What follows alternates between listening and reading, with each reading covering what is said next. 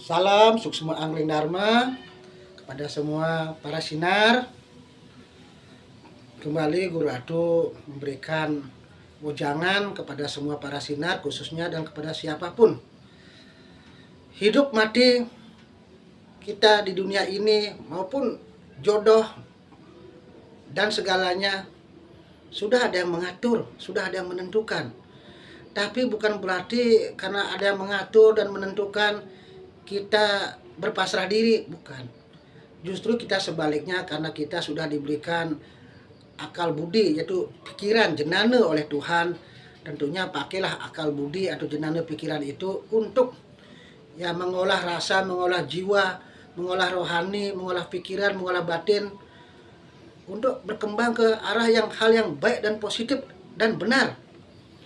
Jangan sampai kita punya mengolah rasa, mengolah pikiran, mengolah spiritual, rohani, mengolah batin hanya untuk hal-hal yang bersifat lahiriah saja. Misalnya kita mengolah batin, rohani, jiwa, pikiran biar kita mungkin cerdas, pandai, pinter.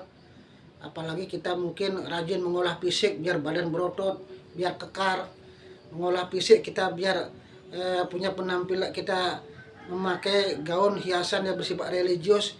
Tapi kalau rohani kita puntul, rohani kita terbatas, kan tentunya ibarat bangunan sangat besar, sangat megah, sangat tinggi, tapi kalau dasar pondasinya kita rapuh, kan sedikit saja ada hempasan angin kan bisa rubuh. Masuk Guru Adu adalah marilah kita seimbangkan antara kita belajar atau mendalami, mengasah rohani kita maupun lahir maupun rohani harus disimbangkan. Jangan kita dalam hidup ini hanya mengejar hal yang bersifat duniawi saja. Memang kita hidup di dunia ini kan segala sesuatu perlu proses dan butuh perjuangan untuk mencapai sesuatu agar hidup kita mungkin di dunia ini lebih baik, lebih meningkat dalam segala hal. Tapi jangan lupa bahwa apapun yang kita lakukan di dunia ini sejatinya yang menentukan, yang memberikan keputusan itu kan Tuhan. Kita hanya berusaha saja. Kita hanya bisa etika kita berencana mau berencana ngapain. Kita berusaha mau ngapain. Dan kita selanjutnya banyak berdoa, ikhtiar dan doa. Nah, serahkan pada Tuhan.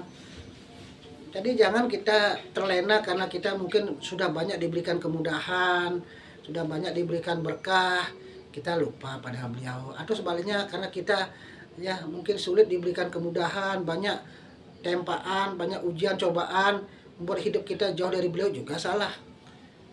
Kita harus percaya kita hidup kan ada punya karma pala, ada perbuatan masa lampau yang kemarin sekarang yang menentukan perbuatan sekarang ini kan banyak faktor. Banyak orang sudah merasa dirinya berbuat kebaikan, sudah belajar spiritual, sudah menjadi orang tobat, sudah rajin bersembahyang, berdoa, sudah belajar spiritual. Tapi banyak ternyata dalam hidupnya kenyataannya kan banyak masih menghadapi suatu kesusahan. Tidak usah dipikir itu. Kalau namanya kita berbuat kebaikan, maju terus. Jangan kita karena ada kesulitan hidup, karena banyak cobaan hidup, kita justru berhenti berbuat kebaikan. Sejatinya kita bersyukurlah pada saat kita belajar sesuatu yang positif, apalagi kita punya pegangan spiritual ketuhanan, terus kita dikasih suatu ujian cobaan, kan di situ kita kan bisa lebih kuat iman kita, lebih mengerti, lebih paham, oh ternyata ujian cobaan itu adalah suatu berkah, kesempatan kita bayar utang karma, kesempatan kita untuk meningkatkan diri. Itulah bentuk kasih sayang Tuhan menegur kita sebagai manusia agar selalu ingat eling pada beliau dan juga pada leluhur, agar kita tidak sombong, kan begitu. Dan di balik itu semua pasti ada hikmah dan tujuannya, kita ditingkatkan. Kalau kita paham dan mengerti tujuan Tuhan berikan ujian, cobaan, peringatan, hukuman itu tiada lain tiada bukanlah untuk kita bisa membayar utang karma. Jangan kita justru kalau kita dalam hidup sudah merasa diri mungkin belajar berbuat kebaikan ataupun mungkin kita tidak belajar sesuatu yang lebih khusus spiritual, kita menghadapi ujian cobaan, jangan kita justru ngambul, jangan kita tidak terima, jangan kita suka menyalahkan, wah rugi saya belajar sama Ratu, rugi belajar spiritual, rugi saya sembahyang, rugi saya meyanyo, hidup saya kok masih susah, masih sering menderita. Jangan punya pikiran buruk begitu kepada Sang Maha Pencipta.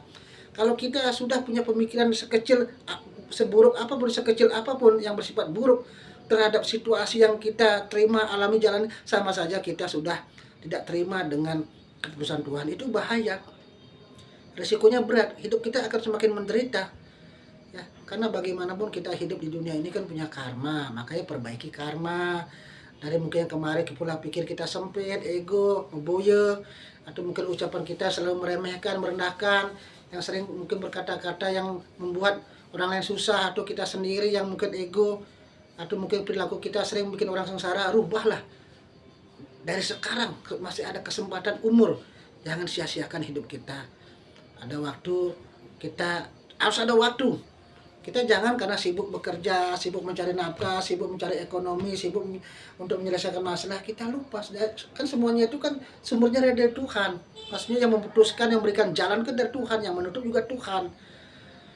Jangan kita sekali-kali kita yang terlalu sibuk mengatur keadaan. Sejatinya kita manusia kan semuanya sudah ada yang menentukan, mengatur hidup kita, yaitu Tuhan yang Maha Esa. Gitu aja pesan dari Guru Ratu, agar semua para sinar sadar diri. Biasakan melajah itu tanpa karena tuntutan atau dituntut orang atau terpaksa melajang dewa apa ngerahayu. Yang ada pet mungkin gumine wung lah hancur karena memang sudah kehendak beliau, ada penyakit bencana alam di mana-mana. Ya, gempa, tanah longsor, angin topan, angin banjir bandang, penyakit seperti kemarin, maupun persoalan hidup apapun, biar agak rahayu. Kalau memang belum saatnya kita meninggal, kita akan selalu diberikan jalan. Yang penting intinya belajarlah banyak mendekatkan diri pada Tuhan. Ya, masa saya ada waktu sih dari pagi sampai sore sampai malam untuk berhubungan kepada beliau? Ya, dengan cara berdoa itu kan salah satu bentuk bakti ibadah kita dan sembahyang kita. Di samping kalau bisa bersembahyang berdoa, seperti Guru Ratu memberikan ujangan ini salah satu suatu bakti pada Tuhan, salah satu sembahyang, ya, salah satu bentuk ibadah. Pasti ingin membakti itu hubungannya karena harus sing ladupe bujani peteng ujani raga on bayune. Ya, hanya membakti, beribadah itu kan banyak cara. Salah satu berdoa, membakti. Setiap minggu berdoa. Ya, kita berdoa membakti di tempat sembahyang, iya, silahkan. Yang penting tulus dan dasar kesadaran dan keyakinan. Nggih, rahayu semua. Ingat itu pesan Guru Ratu. Eling-elingan lebih banyak mendekat diri pada Tuhan. Bergaulah dengan orang dharma, melajang dewa, banyak mencari pitekat pitutur pangrahayu. Nggih. Elade hidup jaya merdeka rahayu.